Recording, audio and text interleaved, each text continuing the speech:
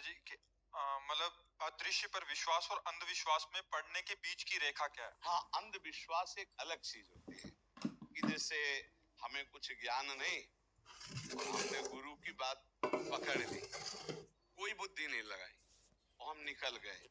एक तो ये विश्वास की बात हो गई, इसमें कल्याण हो जाएगा कि हमें तो कुछ मालूम नहीं, आप हमारे गुरु हो, आप बता दो जो उससे काम हो जाएगा। जैसे एक छोटे से बालक थे जिनका नाम था धन्ना जाट, बड़े महान भगत हुए।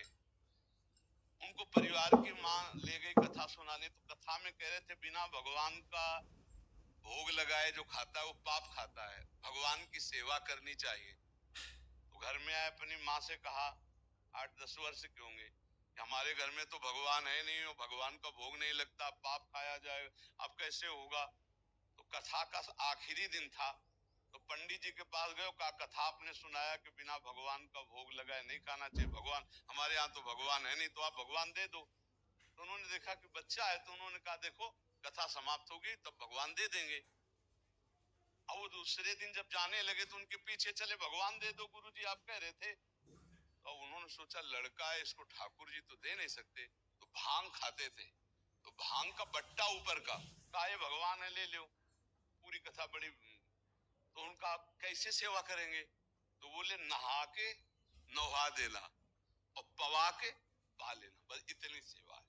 और वो इतने खुशी हो, देखो विश्वास है क्या, भांग का बट्टा, इतने खुशी हो गए कि मुझे ठाकुर जी मिल गए, मुझे भगवान मिल गए। घर में गए, नहाया और ठाकुर जी को ना, वही मतलब भांग के बट्टा को ना, और बाजरे की रोटी, गरीब आदमी सामने रखा, पाओ प्रभु। वहां प्रभु कहाँ, एक दिन हो गया, तो उन्होंने सोचा हमारे पास कुछ है नहीं, लगता पंडित जी के पास खीर पुआ सब सामग्री थी तो ठाकुर जी पाते, वो बिल्कुल ठाकुर जी मान रहे। दूसरा दिन हुआ फिर वही बाजरा, तीसरा दिन हुआ फिर वही बाजरे की रोटी। तो वो रो रो करके ऐसे भांग का बट्टा पकड़ा, कहने लगे प्रभु हमारे पास नहीं है कि हम तुम्हें खीर पूड़ी पुआ पवा सके, और गुरु जी ने कहा बिना पवाए पाना नहीं, अगर आप नहीं पाओगे तो हम चाहे मर जाए लेकिन नहीं पाएंगे। उसी समय श्री कृष्ण प्रकट हो गए, क्योंकि भगवान तो सर्वत्र है ना। भांग के बट्टे की जगह में श्री कृष्ण बैठे हैं, उन्हीं की अवस्था का रूप लेके, और वो और बाजरे की रोटी शुरू कर दी पाना। तो बोले देखो तुम कितने निर्दयी हो, 3 दिन से तो हमें भूख लगी है और हमारे घर में ज्यादा कुछ है नहीं, एक तो रोटी माँ बना पाते हैं, गरीब आदमी, पूरी रोटी तुम नहीं पाओगे, आधी हमें दो आधी तुम पाओ। भगवान ने, और फिर जो लीला का विस्तार हुआ कि धन्ना सेठ हो गए, अपार वैभव उनके। ये है विश्वास, गुरु के वचनों पर बिल्कुल बुद्धि न चलाकर विश्वास।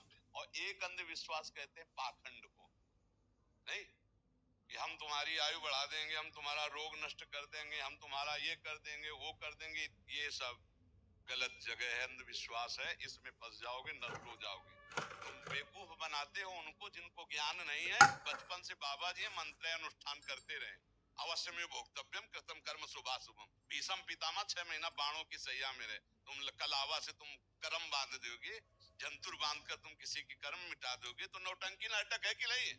बोले धन चकाचक आ जाएगा, अरे इतना तुम्हें तमीज होती धन चकाचक करने की तो दूसरे के हाथ देखने की जरूरत नहीं थी, तुम्हें अपने हाथ देख के तुम करोड़पति बन जाते। ये सब इसे कहते हैं अंधविश्वास, इसमें मत फंसो, तुमको अपने कर्म भोगने पड़ेंगे। हाँ एक उपाय है जो तुम्हारे कर्मों को मिटा सके, वो श्री कृष्ण है, दूसरा उपाय नहीं।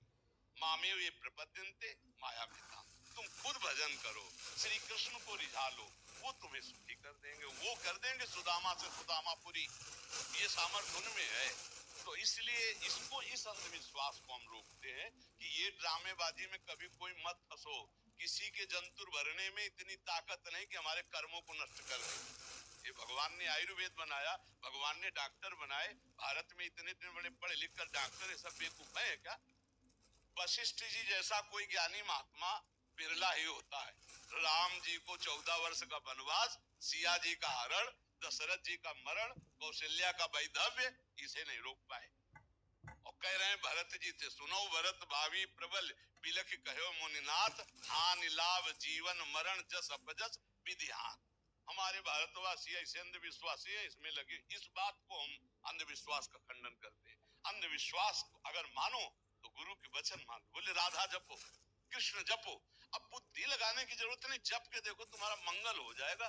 कृष्ण नाम तुम्हारा मंगल कर देगा, राधा नाम तुम्हारा मंगल कर देगा, राम नाम तुम्हारा मंगल कर। ये जंतु रंतु ये मंगल नहीं करने वाले, बस पक्का कह रहे। महीना 2 महीना 4 महीना कोई मंत्र जपता होगा तो सिद्धियां अपनी बताता होगा। यहाँ बचपन से मंत्र ही जप रहे हैं। हमारे ब्रज में एक से एक सिद्ध हुए, बताओ कौन जंतुर बांधने वाला हो। एक से एक सिद्ध हुए, एक से एक सिद्ध हुए कि जिनके पीछे भगवान डोलते हैं, लेकिन अगर 2 थप्पड़ मार दिए तो बोले कुछ नहीं, ऐसे ही सह के रह गए। पंडित रामकृष्ण बाबा, पंडित गया प्रसाद जी, एक से एक सिद्ध महापुरुष हमारे ब्रज में हुए। अभी अभी थे पूज्य श्री चंद्रशेखर बाबा, रात दिन भजन में लगने, ऐसे ही रहे ना। ये है सिद्धि जिनके साथ श्री कृष्ण खेल रहे, जो चिल्ला चिल्ला कर श्री कृष्ण के प्रेम में रो रहे, वो ऐसे ऐसे ये है सिद्ध महापुरुष। ऐसे तस्मा शास्त्रम प्रमाणम से कार्याकार्य व्यवस्थित हो, शास्त्र के अनुसार चलो, सबको भगवान नाम जप में लगाओ, सबको धर्म कर्म में लगाओ। स्वयं अच्छे आचरण करोगे तो तुम्हारे पाप नष्ट हो जाएंगे। तुम करो पाप और सोचो कि कोई जंतुर बांध दे और हम ठीक हो जाए, तो भाई ऐसा सृष्टि में कोई जंतुर नहीं पैदा हुआ कि तुम्हारे पाप कर्म को नष्ट कर दे। वो है नाम संकीर्तनम यस्य सर्व पाप प्रणाशनम। भगवान कृष्ण का नाम संकीर्तन, राधा नाम, राम नाम, इन नाम के कीर्तन से मंगल हो। समझ पा रही सकी?